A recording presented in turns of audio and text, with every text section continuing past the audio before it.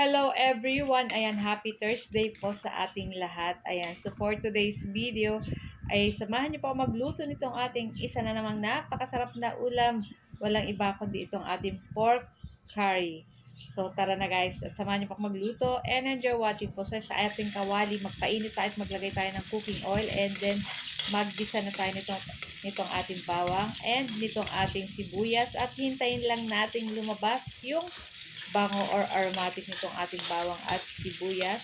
Pagkatapos pwede na nating ilagay dyan yung ating pork. So hindi ko na guys na videohan. Pasensya na. Kala ko nakaplay yung ating video pero hindi pala. So makita nyo dyan guys, yung ating pork dyan ay malambot na at nasangkot siya na natin. Tapos ayan, maglagay na tayo nitong ating pinakaunang gata ng niyog at naglagay tayo ng 1/4 cube at pamintang durog at naglagay na tayo nitong ating curry powder.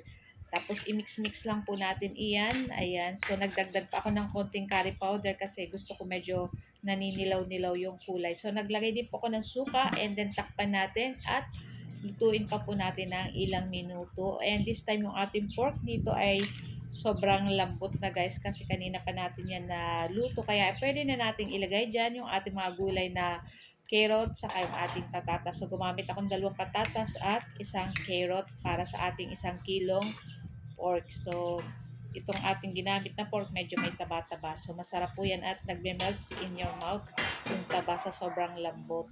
So, yan na nga at this time, malambot na yung ating carrot saka yung ating patatas ay pwede na rin po nating ilagay dyan yung ating mga iba pang natitirang sangkap.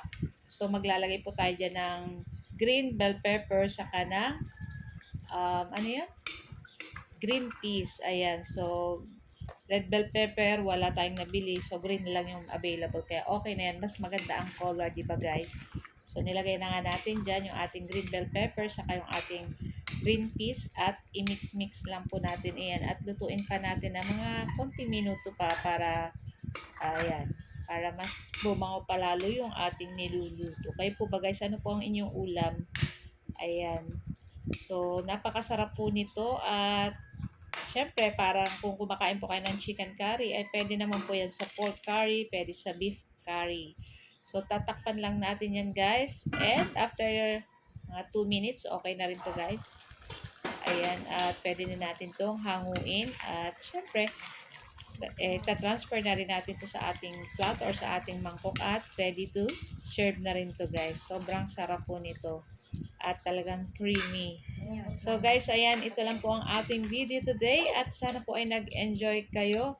Huwag niyo po sanang kalimutan mag-like, mag-comment at pa-share na rin po ng ating video. At sa ating mga new followers ng Mamshi and Three Sons, ayan, maraming salamat po sa inyong pag-follow at huwag niyo na rin po sanang kalimutan sa mga hindi pa naka-follow, mag-follow na rin kayo guys para palagi po kayong updated sa aming mga bagong video na i-upload. So tara na guys! At kainan na! Happy tummy! Bye! Ciao!